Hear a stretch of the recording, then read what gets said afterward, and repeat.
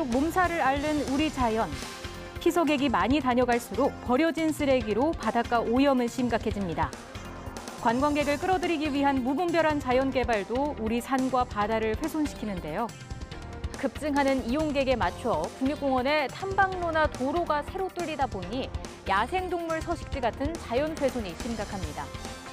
그런데 일부 몰지각한 낚시꾼들이 쓰레기를 버리고 가는 바람에 자연이 몸살을 앓고 있습니다. 자연을 즐기는 만큼 아낄 수 있는 방법은 없을까요? 안녕하십니까. 지구촌에서 답을 찾고 한민족 공동체를 확인하는 프로그램 더 큰 코리아입니다. 오늘 더 큰 코리아에서는 자연을 즐길수록 자연이 살아나는 네덜란드의 친환경 축제를 소개합니다. 숲속 깊은 곳에서 특별한 공연이 펼쳐집니다. 투명한 공연장 안에서 여러 가지 소리가 묘한 조화를 이루는데요. 자연을 무대로 열리는 친환경 축제 현장입니다. Concepten verzinnen voor in de bubbel, dit mooie kunstwerk. En vandaar dat we op zoek zijn gegaan naar manieren om connectie te maken met mensen. 매년 6월 아름다운 바데네 위 테르스엘링 섬에선 우롤 페스티벌이 열리는데요. 우롤은 도처에라는 뜻의 테르스엘링 방언으로 축제는 말 그대로 섬 곳곳에서 진행됩니다. 생태적 가치가 높은 바데네의 중요성을 알리고 보호하자는 취지에서 열리는 건데요. 축제 기간 열흘 동안은 섬 전체가 특별한 무대가 됩니다. Binnen zijn we ook geweest. Toen hadden we ook onze dochter bij ons, en, net als dit jaar. Dus het is heel leuk om haar elk jaar mee te nemen. Dan heb je natuurlijk ook heel veel kunst en cultuur. Maar dit eiland geeft het wel een extra dimensie. Omdat het veel wijdser is, veel meer natuur. In plaats van in de stad. Want je hebt ook festival over het IJ in Amsterdam. Wat ik heel vaak heel mooi vind is dat het ook echt de omgeving meeneemt. Je hebt, en hier wordt heel vaak gebruik gemaakt van de duinen en van de bomen. En dat is wel heel mooi. Het is inhoudelijk heel belangrijk dat elke voorstelling, elk project een relatie met het eiland aangaat. Maar dat is juist het mooie. Dat is ook vaak het onderwerp van de projecten. 1982년 축제를 처음 만든 건 테르스엘링 섬의 한 카페 주인 얍 뮬더르십니다. 암스테르담에서 유명한 축제들을 보고 섬에 돌아와 많은 예술가와 함께 거리 공연을 시도한 건데요. 그렇게 시작된 우롤 페스티벌은 유럽에서 가장 큰 친환경 문화 축제로 성장해 이젠 해마다 5만 5천여 명이 축제에 다녀갑니다. Een drukke week. Maar het is toch ook economische start van het seizoen voor heel veel eilanders. En dan is het leuk. Zelf mag ik graag naar de muziek.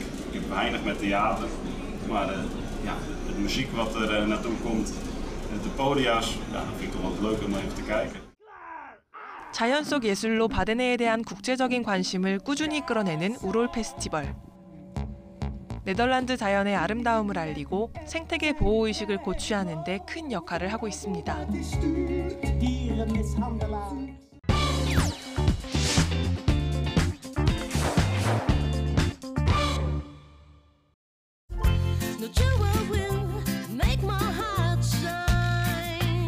실내 공연과 거의 같은 룰이 적용되고 있습니다.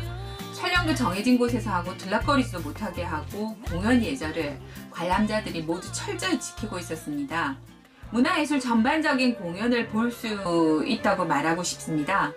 설치 예술을 비롯하여 콘서트는 물론 무용, 오페라, 뮤지컬, 연극 할 거 없이 거의 모든 작품들을 총망라해서 만날 수 있습니다. 테스켈링 외에도 네덜란드 전역에서 공연을 할 수 있는 기회가 주어지기도 하고요. 물론 유럽의 다양한 도시와도 연계해서 작품을 소개할 수 있는 네트워크가 생긴다고 합니다.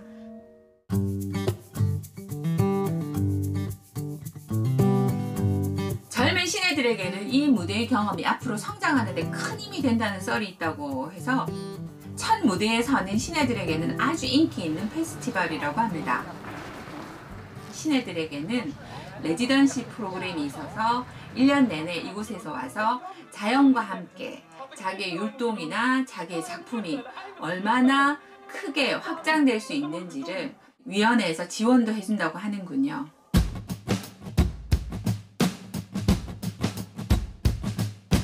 특히 특히 문화예술 분야의 자원봉사를 원하는 사람들이 상당히 많은데요.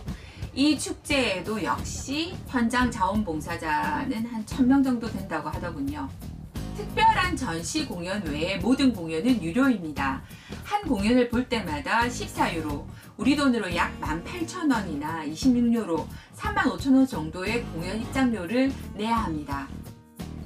그리고 시정부와 주정부의 지원, 문화예술계 국가예산 자금으로 축제를 운영합니다.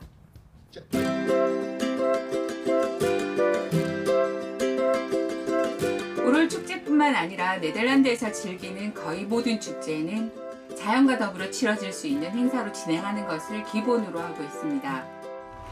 함께 살아간다는 것은 단지 사람에게만 국한되어 있는 이슈가 아닙니다. 현재를 함께하고 있는 자연, 사람, 동물들에 모두 적용되는 것이죠. 하지만 자연은 결코 인간이 극복할 대상이 아니라는 것도 잘 알고 있는 것 같습니다. 네덜란드 바든해에 5개의 섬이 있는데요. 그 섬에 가보면 금방 느낄 수 있습니다. 자연을 위협하는 건물은 단 하나도 찾아볼 수 없습니다. 인간이 새로 만들 수 있는 것은 잘 유지하고 관리하고 잘 챙겨 쓰는 마음, 그것 역시 자연을 지키는 하나의 방법인 것 같습니다. 한반도에 평화 기류가 찾아왔어도 여전히 한일 관계는 풀리지 않는 숙제로 남아 있습니다. 일본군 위안부 문제 등 과거사를 둘러싼 갈등은 여전한데요.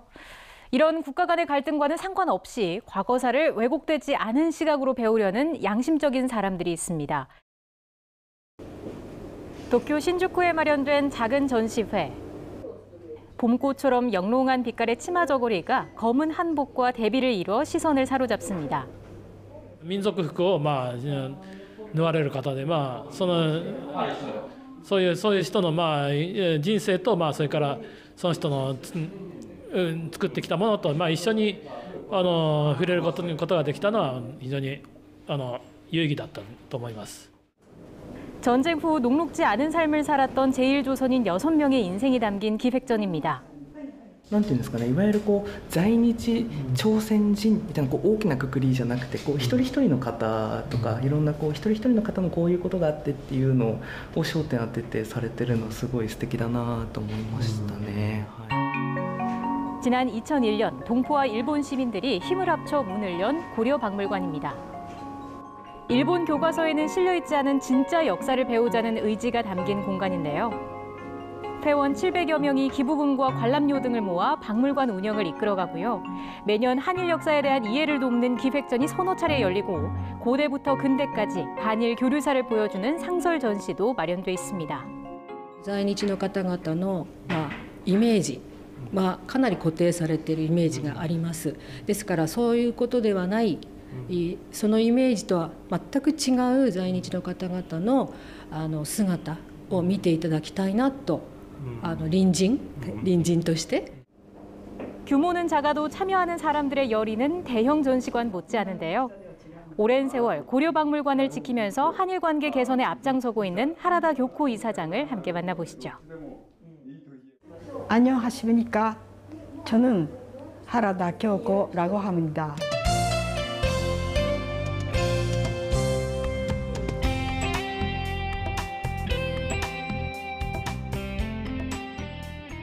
한국,朝鮮と日本とが仲良くしたいっていうことを目指す博物館だと思います。日本の過去の歴史を考えますと、古代のこと、古代には、朝鮮からたくさんの文化を学んだ、そういうようなにもかかわらず、特に近現代では植民地支配をして大変な苦痛を負わせてしまったことへの私たち日本人の認識、歴史認識が非常に乏しいっていうことを考えて、事実を知ってもらうっていうような活動をしています。主に展示とか、それから文化活動とか講演会とか、そんないろいろな手段を使って。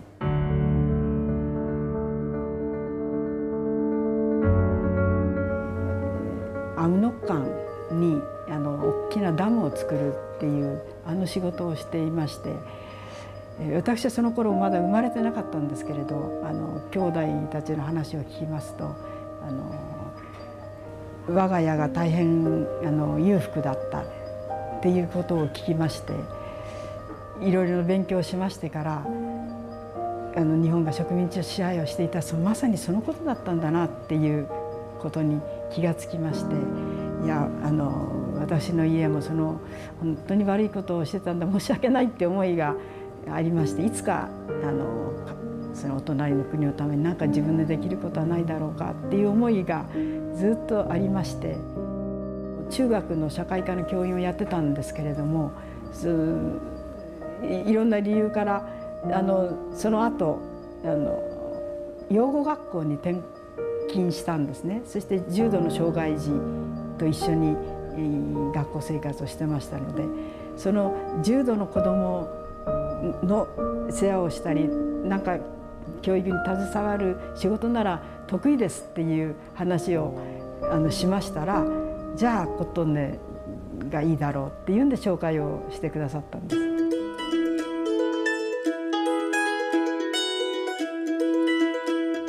朝から晩まで毎日通って子どものお世話をするんですけれど、障害児がちょうど100人、3歳から18歳までの子ども100人ぐらいで、本当に重度の子どもですから、朝ごはんを食べて寝かされたらそれから自分で動くことができない、ただこう天井を見ているんですね。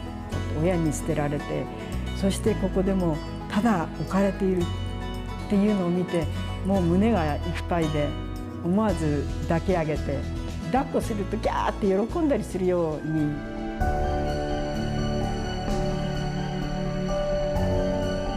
それ退職する前にこういう博物館があるっていうことは知ってましたので、韓国から帰ってきたらここでボランティアをしたいなっていう思いがあったんですね。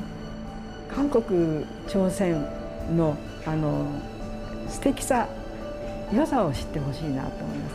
今までは特に戦前の教育から始め差別するっていうのはやっぱりきちっと本当の姿を見ていないからだと思うんですね。ですからこんな素敵な国ですよ、こんな素敵な人たちですよっていうのを知ってほしいなって思います。ぜひですが、やっぱり日本のひどいことをしたことにお詫びをしたいです。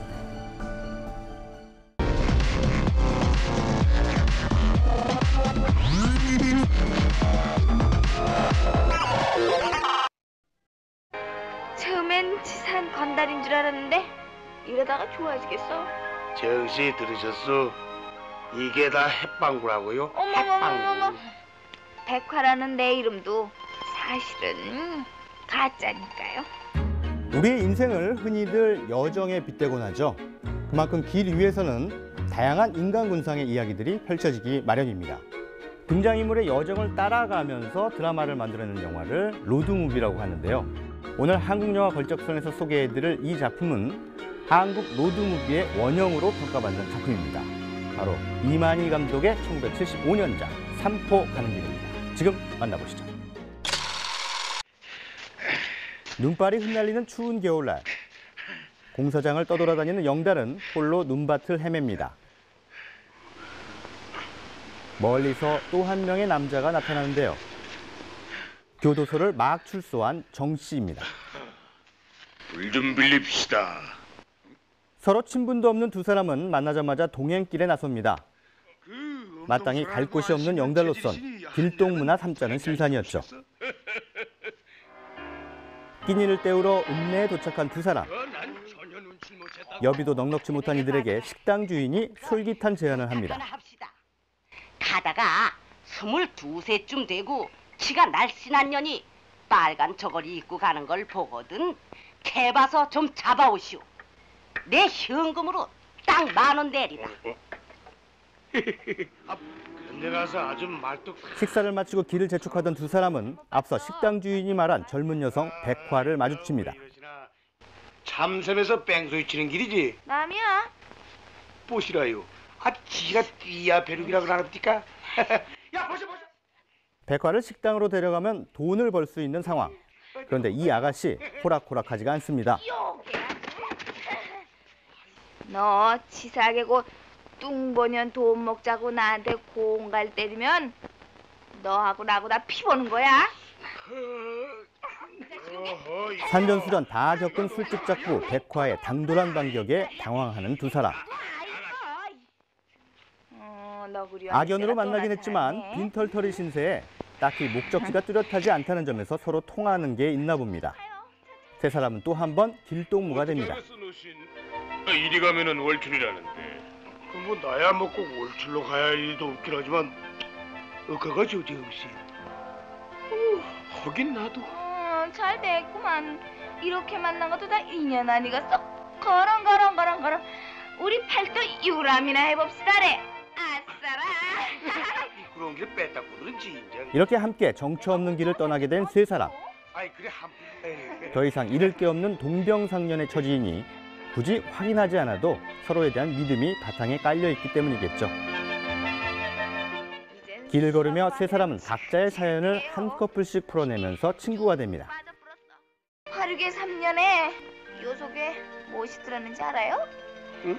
근속치마, 고무줄 끊어진 반스, 화장품, 짝일은 화투짝. 길을 가던 세 사람은 줄임배를 치우기 위해 어느 상갓집의 문상객을 가장에 들어갑니다. 하지만 술에 취한 백화가 그만 젓가락을 두드리며 노래를 부르는 바람에 산통이 깨지고 맙니다. 이렇게 영화 삼포 가는 길은 세 인물을 통해서 개발과 산업화의 와중에 자기 자리를 찾지 못한 이들의 낙천성을 해학적인 톤으로 풀어내고 있습니다. 세 사람이 눈밭을 뛰어가는 이 장면에서 이만희 감독은 의도적으로 사운드를 무음으로 처리함으로써 세 사람의 관계와 심리를 더욱 효과적으로 드러내 보입니다. 여정을 이어가는 가운데 백화와 영달은 어느새 서로에 대한 은근한 호감을 느끼게 됩니다. 기분 좋아. 너무 귀엽게 보이지 말아요. 정들까봐 무서워. 핫소리 마라, 핫소리. 우리 정들지 맙시다. 정들면 피 보는 건 여자 쪽이니까. 김준규가 연기한 정 씨는 세 사람 가운데서 마치 아버지와도 같은 역할을 하는데요. 온화하고 강직한 성품으로 두 젊은 남녀를 챙깁니다. 섹시가 나가서 위로해주구려. 응? 저 사람 고향에 한이 있거나 아니면은 돌아갈 수 없는 까닭이 있는 모양이야. 눈물까지 보이던데요. 놈은 착한 놈 같아. 아직 천진한 데도 남아있는 것 같고. 돈을 벌기 위해 인근 술집에서 잠깐 일을 하던 백화가 취객들과의 시비에 휘말립니다. 이때 정 씨가 백화의 아버지로 가장해 그녀를 구해내죠. 이 자식이 이게 무슨 꼴이지? 예비가 널 찾아서 얼마나 헤맨 줄 모르고 빌레야. 각자의 다른 사연을 가진 세 사람이 마침내 하나의 가족과도 같은 유대감을 갖게 됐음을 드러내는 대목입니다. 영화 삼포 가는 길은 세 인물의 캐릭터에 생동감을 불어넣는 이만희 감독의 연출과 세 배우의 찰진 연기가 어우러지면서 흥미로운 휴먼 드라마를 완성했습니다. 21살에 이 영화에 출연한 문숙은 23살 연상이었던 이만희 감독과 결혼해서 화제를 뿌렸습니다. 시험했군요. 안타깝게도 이만희 감독은 이 영화를 찍은 직후 간 질환으로 세상을 떠났습니다. 길 위에서 사람과 시대를 포착한 한국 로드무비의 원형 삼포 가는 길이었습니다.